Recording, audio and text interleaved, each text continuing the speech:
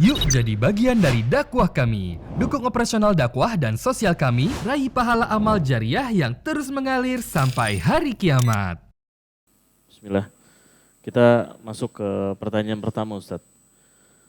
Baru-baru ini terjadi ada sebuah kejadian, Ustadz. Ada seorang pria yang menggunakan cadar dan berpakaian muslimah. Ini aneh sekali ya. Dan ini terjadi di sebuah pengajian, Ustadz. Dan beliau ini duduk di antara wanita dan diketahui oleh teman-temannya. Jadi artinya teman-temannya ini tahu kalau dia ini laki-laki menggunakan pakaian muslimah, yang artinya seakan-akan mereka ini menormalisasi hal tersebut, Ustadz. Nah, atas kejadian ini bagaimana pendapat antum, Ustadz? Taib. Allah al-musta'an. Allah tempat kita memohon perlindungan. Salah satu dosa besar dalam agama kita dan sudah pernah kita bahas ya. Di bedah buku kita yang pertama, kitab Al-Kabair, bukunya karyanya Imam Az-Zahabi rahimahullah. Salah satu dosa besar yang beliau bahas adalah menyerupanya laki-laki ke lawan jenisnya perempuan atau sebaliknya. Beranjak daripada hadis Nabi SAW yang sahih, Allah melaknat laki-laki manapun yang menyerupai perempuan dan juga melaknat perempuan manapun yang menyerupai laki-laki. Allah Subhanahu wa taala sudah menciptakan fitrah kita ya seperti ini. Dan memang kita tidak bisa milih. Ya udah lahir sebagai laki-laki ya laki-laki. Bagaimana warna kulit kita, postur tubuh, paras wajah, jenis rambut, semua itu sudah diatur oleh Sang Pencipta Allah. Tugas kita tinggal menunggangi jasad ini untuk melaksanakan tugas. Dan percaya diri saja. Jadi tidak perlu kita pindah ke lawan jenis atau menyerupai mereka. Tidak perlu laki-laki jadi perempuan, perempuan jadi laki-laki. Bahkan Allah Azza wa Jal melarang kita bahkan cemburu pun dengan lawan jenis. Karena berbeda profesi, misalnya si wanita bisa hamil, laki-laki nggak bisa. Otomatis secara rentetannya bisa menyusui, laki-laki nggak bisa. Gitu kan. Ada haid setiap bulannya. Yang laki-laki tidak mungkin haid. Dengan haid dia tidak sholat, dia tidak puasa. Berarti secara kalkulasi jumlah, kalau laki-laki dan perempuan dalam 1 bulan, kalau perempuan normalnya haid sepekan, itu kan berarti ada sepekan yang dia tidak sholat. Laki-laki tidak ada haidnya. Sehingga full 1 bulan dia harus sholat misalnya. Dan banyak hal-hal yang lain. Laki-laki ditugaskan untuk mencari nafkah, sholat berjamaah di masjid, mengantar jenazah, berjihad. Perempuan tidak seperti itu. Allah SWT mengekalkan dalam firman-Nya, "Wala tatamannu ma faddalallahu bihi ba'dukum 'ala ba'd." Jangan pernah kalian saling cemburu satu sama yang lain. Lirijali nasibim maktasabu, bagi laki-laki bagian yang sudah Allah bagikan buat mereka. Karakteristiknya, ya, kemudian postur tubuhnya, tugas-tugasnya segala macam. Walin nisa nasibum maktasaban. Dan bagi wanita juga sesuai dengan karakter dan apa yang telah Allah ciptakan. Jadi kita nggak boleh saling cemburu. Dan tidak boleh menyerupainya. Tidak boleh kita tahu misalnya ini cara jalan perempuan, laki-laki sengaja jalan seperti itu. Atau ini cara jalan laki-laki, atau kelihatan orang lihat ini ada laki-laki, perempuan menyerupainya. Itu tidak boleh. Semua berbeda. Dan subhanallah di alam manusia begitu. Pakaiannya dibedakan, sepatunya dibedakan, kan gitu. Banyak semua dibedakan. Warna-warna pun yang khusus laki-laki mana, perempuan yang mana, beda. Saya pernah masuk ke salah satu mall, untuk membedakan toilet laki-laki sama perempuan, karena saya pertama kali masuk ke situ, itu ternyata ada gambar sepatu.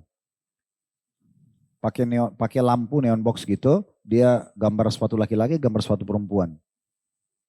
Jadi tidak harus selalu gambarnya, tapi sepatunya pun sudah beda, gitu kan. Dan apapun beda, kan seperti itu. Dan fitrahnya laki-laki perempuan itu sebenarnya tidak suka untuk jadi lawan jenisnya. Saya punya anak kecil laki-laki, umur 5-6 tahun. Itu kalau dikasih misalnya satu mainan mirip-mirip warna dengan kakak perempuannya, dia tolak. Kok warnanya begini sih, warna cewek gitu. Masih kecil. Yang perempuan pun sama. Kalau kita kasih bola misalnya hadiahnya, kok bola sih kayak anak cowok misalnya. Memang fitrahnya mereka sebenarnya tidak mau. Allah ciptakan begitu. Nah subhanallah ada orang merusak fitrah dia. Dia masuk ke alam yang tidak perlu dia masuk ke situ. Coba menolak takdir Allah Subhanahu wa taala yang telah menciptakan dia sebagai laki-laki atau sebagai perempuan. Jadi memang ada faktor eksternal dan internalnya. Faktor internalnya itu biasanya karena keluarga. Ya. Jadi misal ada suami istri punya anak 4, 3 laki-laki, kemudian mereka pengen sekali punya anak perempuan. Allah kasihlah anak keempatnya perempuan. Lalu mereka orang tuanya membiarkan si anak perempuan yang satu ini main sama kakak laki-lakinya. Main bola, berantem-beranteman kayak biasa anak laki-laki. Tumbuhlah besar si anak perempuan ini merasa dirinya seperti laki-laki. Ini tidak dibolehkan dalam Islam. Makanya Nabi SAW suruh pisahkan mereka di ranjang. Pisahkan mereka ya dari aktivitasnya. Laki-laki dan perempuan Nabi SAW suruh pisahkan terutama kalau sudah umur 10 tahun. Kebalikannya juga sama.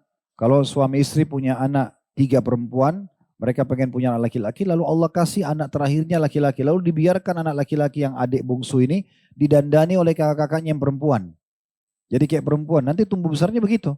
Memulai seperti kakaknya gitu kan. Ini ada banyak faktor internal sebabnya. Eksternal pergaulan. Tontonan pergaulan ini bisa mengubah orang. Sampai akhirnya sudah tidak ada lagi rasa malu. Walaupun dia harus tampil dengan penampilan lawan jenisnya. Kalau kasus tadi yang ditanyakan itu, ini sebenarnya masalah kejiwaan ya. Kalau dalam Islam ini dianggap penyakit. Suka menjadi seperti lawan jenis itu penyakit. Bahkan dimasukkan dalam kategori dosa besar ya. Hanya laki-laki suka sesama jenisnya karena dianggap dirinya seperti perempuan. Perempuan suka sama jenisnya karena dianggap dirinya seperti laki-laki. Kan gitu. Munculnya homoseksual dan lesbian karena itu. Sehingga ada ya yang laki-laki sama laki-laki, yang satunya jadi laki-laki, yang satunya jadi seperti perempuan. Yang lesbian, yang satunya jadi kayak laki-laki, yang satunya jadi perempuan, kan begitu. Ini rusak dari fitrah ini. Dan kita tahu kaum Lut, Allah Subhanahu wa taala binasakan justru karena homoseksual mereka. Ada sebagian orang yang mendukung LGBT ini lalu mengatakan, kan itu kaum Lut. Terbukti sampai sekarang Indonesia belum kena siksa. Tidak seperti itu, subhanallah. Lisan orang seperti ini gak pakai akal sehat gitu. Apa ditunggu dulu siksaan datang baru mau yakin? Tidak cukup pelajaran dari orang sebelumnya? Jadi kalau misalnya ada orang ugal-ugalan naik motor jatuh, luka. Lalu dia mengatakan, ah itu kan dia, saya tidak. Artinya tunggu terjadi pada dia baru dia mau yakin? Kan unik ini. Harusnya kan pakai akal cerdas ya. Oh orang itu jatuh tuh karena licin. Tikungan itu tajam. Lain kali jangan balap di situ karena berbahaya. Akan terulang hal yang sama. Kan begitu. Harusnya pakai akal sehat dalam masalah seperti ini. Di masa Nabi SAW pernah ada orang seperti itu. Gelagatnya. Tapi kita tidak katakan masuk ke pengajian. Belum kita masuk ke bahasan tadi ya. Tetapi begitu Nabi SAW melihat orang ini ada kecenderungan. Seperti agak cenderung bergaya seperti lawan jenisnya. Maka Nabi SAW suruh keluarkan dari kota Madinah orang ini. Disuruh keluarkan. Bukan malah dijadikan teman, jadi sahabat, itu nggak boleh. Bagi laki-laki tidak boleh berteman sama orang seperti ini karena dia berbahaya, bisa homoseksual. Jadi itu dosa besar. Kalau dosa zina, laki-laki sama perempuan berhubungan biologis belum menikah, kalau mereka belum menikah, bujang sama gadis hukumnya dicambuk 100 kali, kan gitu. Kalau sudah menikah dirajam. Tapi kalau homoseksual itu beda. Kata Ibnu Abbas radhiyallahu anhu, dicari tempat tertinggi di negeri itu, lalu didorong dari atas, terus dirajam lagi pakai batu dari bawah. Saking beratnya hukumannya gitu. Liwat atau homoseksual dan lesbian, dua-duanya lebih besar dosanya daripada zina. Karena kalau zina, fitrah laki-laki sama perempuan saling suka, ini keluar dari fitrah. Fahami dulu ini hukum syar'inya haram. Lebih besar daripada berinteraksi dengan lawan jenis, masih lebih ringan itu. Walaupun zina besar dosanya, tapi homoseksual dan lesbian lebih besar daripada dosa zina itu. Makanya hukumannya pun lebih berat daripada orang yang berzina. Dihukum mati itu. Ya, dijatuhkan dari tempat yang tinggi, dilempar batu dari bawah, itu kan berbahaya sekali. Fahami dulu ini baik-baik ya. Supaya jangan ada orang yang berpikir ini hal yang biasa. Ini kayaknya nggak apa-apa kok. Kayak tadi misalnya, memang dinormalisasikan. Ini nggak boleh, dari mana normalisasi? Ya. Orang-orang yang mendukung LGBT ini orang-orang non-muslim. Orang Islam tidak mungkin mendukung ini karena haram dalam agama. Haram dari masa Nabi SAW, makan haram sampai hari kiamat. Ada orang Islam menolak ini dan coba mendukung, berarti dia mendukung selain daripada syariat Allah Subhanahu wa taala. Bahkan kalau dia menghalalkan, nggak apa-apa kok itu. Ini bisa kufur. Bisa kufur. Kalau ada orang berzina, dia tahu itu dosa, dia dosa besar. Tapi kalau dia bilang, nggak apa-apa zina, nggak ada itu dalam Islam. Dia pungkiri, bisa kufur. Kan gitu, bisa keluar dari Islam. Nggak apa-apa kok itu LGBT. Ini bisa bahaya dia nih, secara keimanan, bisa keluar dari Islam. Karena dia menghalalkan apa yang telah Allah haramkan, itu nggak boleh. Poin ini sampai sini harus difahami baik-baik teman-teman sekalian. Supaya jangan lagi ada ikhwas ini berteman sengaja dengan banci-banci itu. Nggak boleh berteman sama mereka. Emang nggak boleh berteman. Orang seperti ini kita harus putus hubungan. Dia lagi bermasalah. Gitu. Sama perempuan pun tidak boleh berhubungan. Karena mereka masuk juga ke alam perempuan. Perempuan pikir, ini kan banci. Mungkin nggak suka sama saya. Akhirnya nggak apa-apa buka hijab. Nggak apa-apa berteman. Tidak boleh juga berteman sama mereka. Berteman sama pelaku maksiat. Berarti kalau dia dekat dengan hukuman, kita pun dekat dengan hukuman. Apa bedanya berteman dengan pelaku homoseksual atau lesbian atau pezina dengan peminum minuman keras, narkotika? Apa bedanya? Dosa besar semuanya. Sama. Dan akan berefek kepada kita. Kalau datang hukuman pada dia, berarti datang hukuman kepada kita juga. Ya, makanya Allah katakan dalam surah Al-Anfal, "Wattaqu fitnatan la tusibanna alladziina zalamu minkum khassah." Hati-hati dengan hukuman atau fitnah yang akan datang yang tidak menimpa orang zalim saja di antara kalian. Salah satu makna tafsir ayat ini adalah kita sengaja duduk-duduk dan berkumpul dengan para pelaku dosa besar. Dan kita seakan-akan mendukung itu. Nggak apa-apa lah, itu kan teman saya. Gitu ya. Itu sudah cukup mendatangkan hukuman yang berat. Kalau dia ditimpa, kita pun ditimpa. Ini bahaya sekali. Kan gitu. Jadi kami ingatkan di pengajian seperti ini. Dan juga pengajian manapun, teman-teman sekalian. Kalau ada yang seperti ini ingkar, mungkar, tidak boleh. Diberhentikan.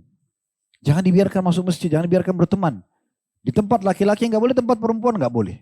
Semua nggak boleh. Kan gitu. Dia masuk ke tempat laki-laki jadi virus. Dia akan suka laki-laki, laki-laki udah terjadi homoseksual di masjid atau di luar sana tapi ketemunya di masjid misalnya. Atau di tempat perempuan. Dia jadi bebas melihat perempuan manapun yang dia inginkan. Kan bisa saja dia sebagai laki-laki masih ada syahwatnya, kan gitu. Itu juga tidak boleh. Apalagi di masjid, apalagi di pengajian, ini tidak boleh. Walaupun saya tidak punya gambaran di pengajian di mana yang ditanya ini. Tapi yang jelas saya bicara tentang masalah hukum syar'inya. Ini tidak boleh. Jadi nggak boleh berteman, nggak boleh berinteraksi sama mereka itu. Nggak boleh. Kalau mereka mau bertanya masalah hukum, maka kita jelaskan masalah hukum. Ada yang dokter, ada yang konsultasi silakan. Tapi mendukung mereka dalam program mereka nggak boleh. Kan gitu. Sampai mereka bertobat kepada Allah Subhanahu wa ta'ala. Nggak usah bicara pelaku homoseksual atau lesbian ataupun LGBT ini teman-teman sekalian. Semua pelaku dosa besar dalam Islam tidak boleh kita duduk sama mereka. Bahkan perkataan saja, misalnya ada orang lagi gosip nih, ceritain gosipin orang. Antum di situ antum harus berdiri. Gak boleh antum duduk di situ. Karena kalau mereka kena hukuman, antum juga kena hukuman. Allah SWT berfirman kepada Nabi Muhammad SAW, hatta yakhudu fi hadithin ghairi. Kalau ada yang ngomong-ngomong ngawur nih, hai Muhammad, tinggalkan mereka sampai mereka mengubah pembicaraan mereka. Gosip aja nggak boleh, apalagi yang lain-lainnya. Semua tidak boleh. Jadi harus hati-hati. Jangan antum bilang, iman saya kuat, saya tidak terpengaruh, nggak bisa. Kita manusia biasa. Kita manusia biasa. Umumnya pelaku homoseksual dan lesbian itu, awalnya mereka bukan itu. Tapi karena berteman, mulai disentuh, mulai diajak, mulai terbiasa, kan gitu. Sesuatu yang mungkar teman-teman, kalau kita tidak dari awal berhentikan, maka nanti akan jadi biasa buat kita. Jadi biasa. Dan kalau sudah jadi biasa, kita nggak merasa lagi itu sebuah kemungkaran. Dan dengan itu akan sangat mudah datang hukuman Allah Subhanahu wa ta'ala. Jadi kami sarankan yang seperti ini harus tegakkan amar ma'ruf nahi mungkar. Tidak boleh dibiarkan masuk. Tidak boleh didiamkan. Ya, tujuannya untuk menasihati mereka. Ya, jadi tidak boleh dibiarkan. Apalagi dengan pakai cadar, pakai jilbab, masuk ke tempat akhwat. Gimana caranya? Ini sudah kehabisan tempat apa? Kan gitu. Cari tempat lain. Kenapa harus masjidnya Allah dinodai? Kan gitu. Karena ini pelanggaran agama bukan? Pelanggaran agama. Duduk saya di tempat akhwat sudah pelanggaran agama karena dia laki-laki. Dia pakai lagi cadar, pakai lagi kudung. Apa? Mau hina pakaian muslimah ini? Kan tidak masuk akal. Untuk apa istihza dengan begini? Maksudnya mengolok-olok ya. Udah sekalian aja pakai baju yang lain di luar sana tapi jangan di masjid, jangan pakai ini. Apa tujuannya? Mau dengar pengajian, dengar online. Kenapa harus datang ke masjid? Karena tidak layak dia untuk datang ke masjid ini. Tidak bisa, dia bisa menjadi masalah. Karena pelaku dosa kan gitu. Allahu a'lam.